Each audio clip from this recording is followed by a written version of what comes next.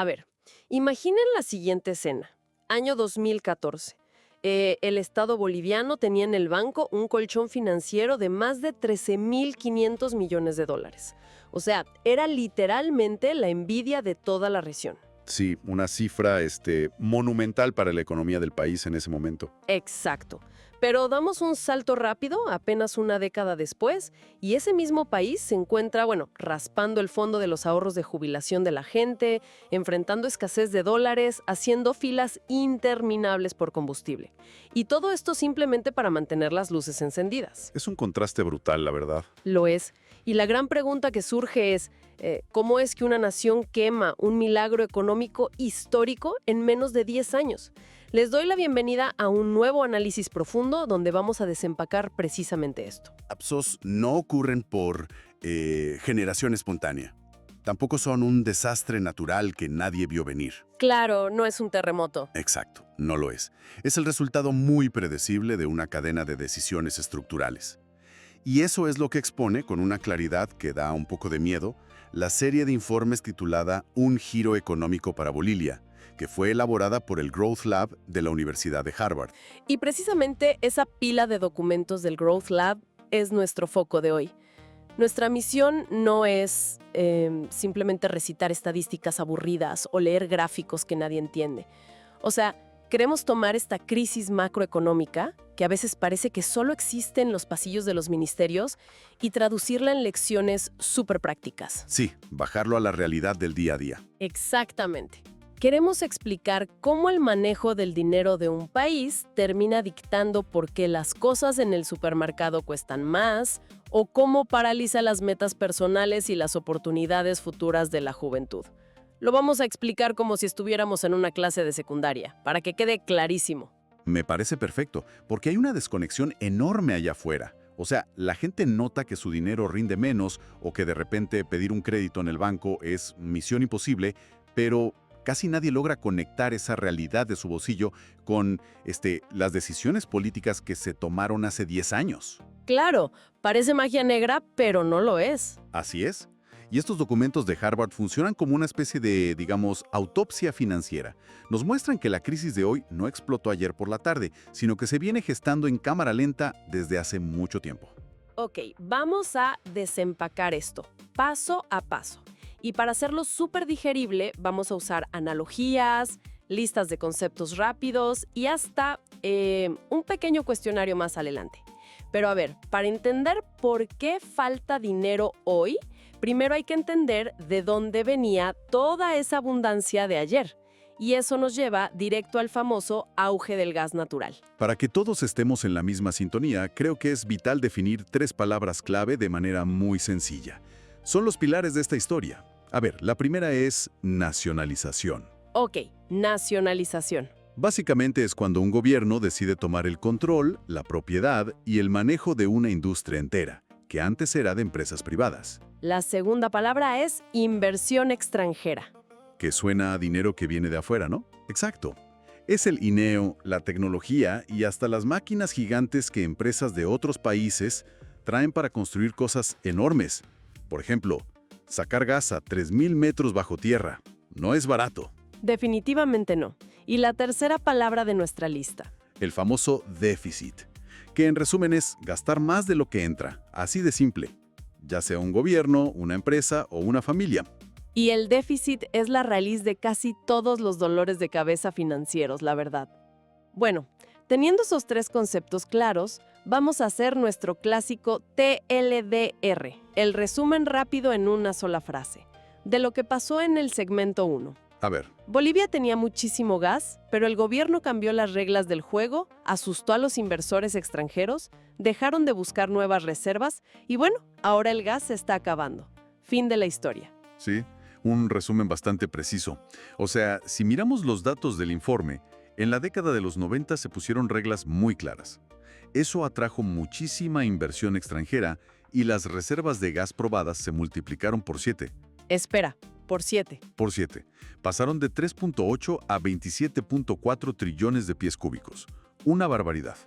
Gracias a eso, se firmaron contratos gigantes para exportar gas a Brasil y Argentina. O sea, el trabajo pesado de encontrar el gas ya estaba hecho. Y luego llegamos al año 2006. Exacto. En el 2006 el gobierno toma el control, o sea, viene la nacionalización, suben los impuestos un montón, hasta capturar como el 80% de las ganancias y además obligan a vender parte de ese gas dentro del país a precios bajísimos. ¿Qué tan bajos? Bueno, les exigían vender internamente a $1.25, cuando afuera ese mismo gas lo podían vender hasta en $8. ¡Wow! A ver, usemos una metáfora para visualizar esto. Es como si de repente encuentras un cofre lleno de oro enterrado en tu patio y en lugar de usar una parte de ese oro para comprar mejores palas y seguir buscando más cofres, decides gastarte absolutamente todo el oro y encima espantas a la gente que te alquilaba las palas. Básicamente, se mató a la gallina de los huevos de oro. Totalmente. Esa es la analogía perfecta, porque lo que pasó fue que la inversión privada para buscar más gas se desplomó. O sea, cayó de un promedio de $333 millones al año a solo 103 millones. Al no explorar, el país se quedó viviendo de lo que ya habían encontrado en los 90. Lo cual nos deja una lección gigantesca para la juventud. Porque, a ver, confundir una época de suerte, como recibir un bono extra o heredar un dinero, con tu sueldo permanente es peligrosísimo. Si uno gasta todo hoy, sin ahorrar o invertir para el mañana, está destruyendo sus propias oportunidades futuras. Así es, y eso nos conecta con la segunda parte del problema. Porque si la gallina dejó de poner huevos de oro, o sea, si los ingresos del gas empezaron a caer, la lógica te dice que tienes que gastar menos, ¿no? Obvio, te aprietas el cinturón. Pero el gobierno boliviano hizo exactamente lo contrario. Decidió mantener e incluso aumentar el nivel de gasto durante los siguientes 10 años. Y aquí es donde entra nuestra tercera palabra del vocabulario, el déficit. Porque si tienes menos ingresos, pero sigues gastando como rico, ¿cómo pagas la cuenta? Pues al principio, rompiendo la alcancía. Según Harvard, el país tuvo un déficit altísimo, en promedio 8.5% entre 2014 y 2025. Y ojo, para 2025 llegó casi al 12%, uno de los más altos del mundo. ¡Una locura! Y para pagar eso, primero se gastaron las reservas internacionales, ese colchón de 13.500 millones del que hablábamos al principio. ¿Y en cuánto quedó? Bajó a solo 365 millones para el 2023. O sea, vaciaron la cuenta de ahorros. Y vamos con el segundo TLDR o resumen rápido de hoy. Para seguir pagando sus deudas, el gobierno se gastó sus ahorros y luego empezó a imprimir billetes, lo que hace que el dinero que todos tienen pierda su valor. Y a eso se le llama inflación. Exactamente. Cuando se acaban los ahorros, el Banco Central empieza a crear dinero de la nada para prestarle al gobierno. Y ahí es donde la inflación se dispara, que llegó a superar el 20%, creando esta escasez de dólares. Para quienes nos escuchan y tal vez sienten que la inflación es un concepto muy abstracto, imaginen esto. Pides una pizza grande para compartir con 4 amigos.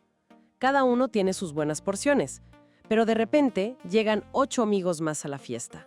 Y no hay dinero para pedir otra pizza. ¡Uy, qué problema! Claro. Entonces el gobierno, en este caso tú, simplemente corta la misma pizza en pedazos muchísimo más pequeños. Hay más pedazos, sí, pero alimentan mucho menos. La pizza no creció, solo se dividió más. Eso es imprimir dinero. Hay más billetes circulando, pero compran menos cosas. Es un gran ejemplo. Y lo fascinante aquí es, bueno, fascinante y trágico a la vez, que esto no fue un accidente. Los informes del Growth Lab detallan que fue una elección política. El gobierno eligió posponer el doloroso ajuste de gastar menos y en su lugar prefirió imprimir dinero, lo que obviamente genera escasez. La gente nota que su dinero vale menos e intenta comprar dólares para protegerse, y ahí los dólares desaparecen. De nuevo, las matemáticas de la vida real no perdonan. Si una persona joven gasta sin tener un plan y agota sus ahorros para mantener un estilo de vida de lujos que ya no puede pagar, eventualmente las deudas la van a alcanzar. Y eso limita severamente cualquier meta, como comprar una casa o poner un negocio. Totalmente. Y a nivel país, cuando el gobierno no pudo seguir imprimiendo dinero sin causar una explosión hiperinflacionaria, tuvo que buscar efectivo en lugares más escondidos. Y esto nos lleva a lo que en economía llamamos represión financiera.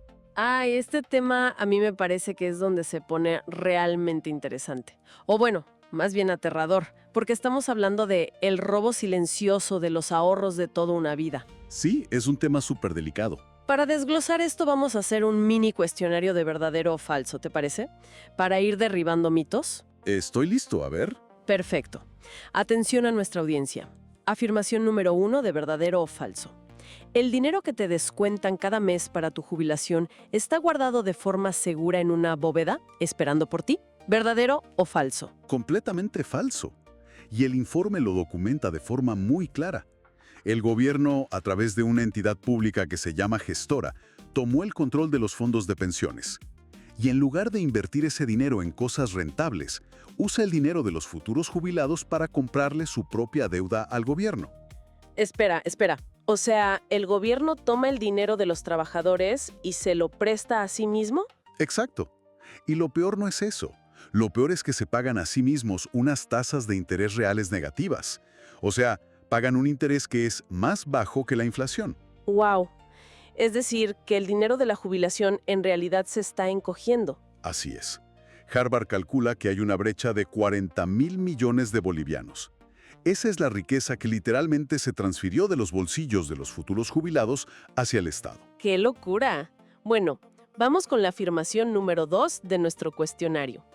Tener tu dinero guardado en el banco significa que está creciendo y seguro gracias a los intereses. ¿Verdadero o falso? Falso, otra vez. Porque hay algo que se llama tope a las tasas de interés. El gobierno le prohíbe a los bancos pagar más de un cierto porcentaje por los ahorros. Entonces, si la inflación es muy alta, digamos del 20%, pero el banco por ley solo te puede pagar un 4%, tu dinero guardado en el banco está perdiendo poder de compra todos los días. Es literalmente un impuesto oculto. No viene nadie a tu casa a robarte los billetes físicos, pero el valor de ese billete se esfuma. Y hay otro efecto dominó gravísimo aquí. Como el Estado está absorbiendo todo el dinero disponible, los bancos se quedan sin efectivo para prestarle a la gente. El informe menciona que el crédito al sector privado cayó un 22% en estos últimos años. Claro, o sea que si alguien joven quiere pedir un préstamo para estudiar o para emprender, el banco le dice, no hay dinero, se lo prestamos todo al gobierno. Exactamente. Eso frena la economía por completo. Qué importante es que la juventud entienda esto. Hay que entender dónde está nuestro dinero y cómo nos afecta la inflación, porque sin planificación a largo plazo nos quedamos en el aire. Totalmente de acuerdo. Ahora, hemos hablado de que el gobierno gasta muchísimo, pero la gran pregunta es, ¿en qué se está gastando todo este dinero si no es en mejorar el país? Bueno, ahí entramos a la última parte del rompecabezas. Y tiene mucho que ver con los subsidios y con el sistema educativo. Perfecto. Hagamos nuestro TLDR o resumen rápido de la clase.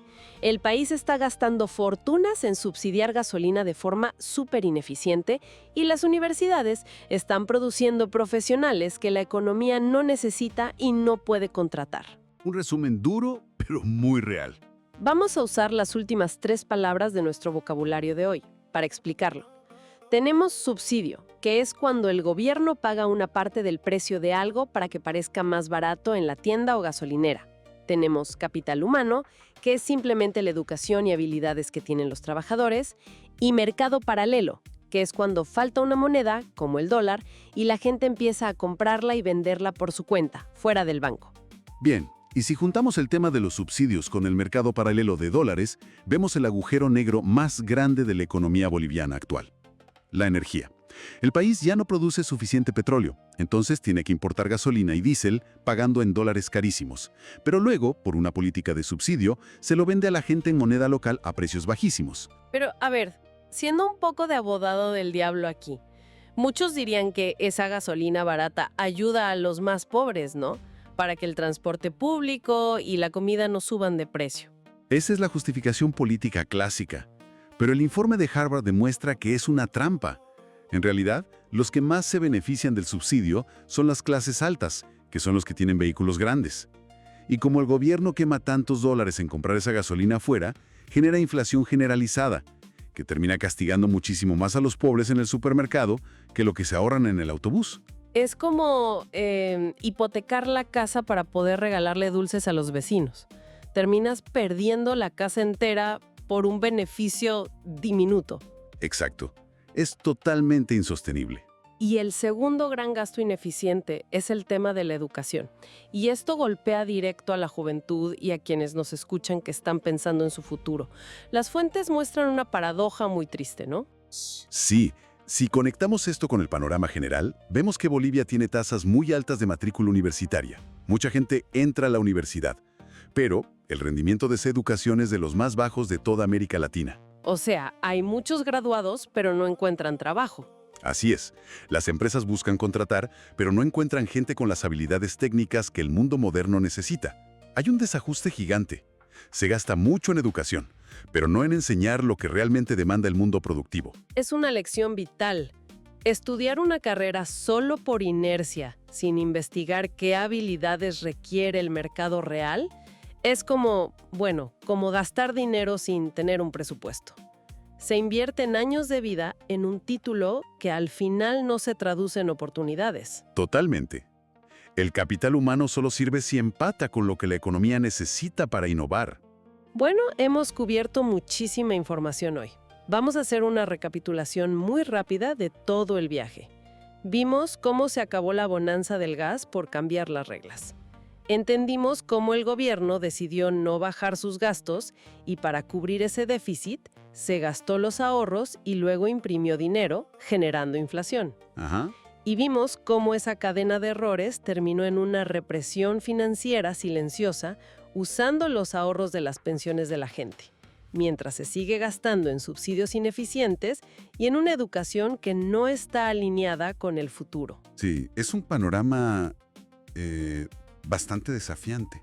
Entonces, ¿qué significa todo esto para el día a día? Pues significa que la macroeconomía no es solo una página aburrida en el periódico. Son menos empleos para los jóvenes, son ahorros que se derriten en el banco por la inflación y son metas personales, como comprar una casa o abrir un negocio, que se vuelven casi imposibles. Y por eso creo que es fundamental dejar un pensamiento provocador para cerrar. Porque históricamente en muchos de nuestros países nos han enseñado que la riqueza de una nación está debajo de la tierra, ¿verdad? O sea, en el gas, en el petróleo, en el litio. Claro, el famoso somos un país rico en recursos. Exacto. Pero, viendo este colapso por depender solo de sacar cosas del suelo, la verdadera pregunta para la nueva generación es, ¿no será momento de empezar a construir una economía basada en lo que está por encima del suelo? O sea, en la innovación, en el conocimiento, en la tecnología. Esa es la verdadera riqueza que no se acaba y que no depende de los precios internacionales. Totalmente. Dejar de buscar cofres enterrados y empezar a construir valor con la mente. Me encanta esa reflexión final.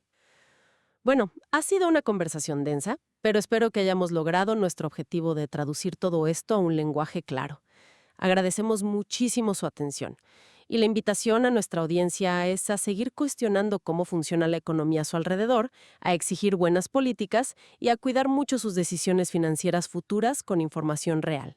Nos encontramos en nuestro próximo análisis profundo.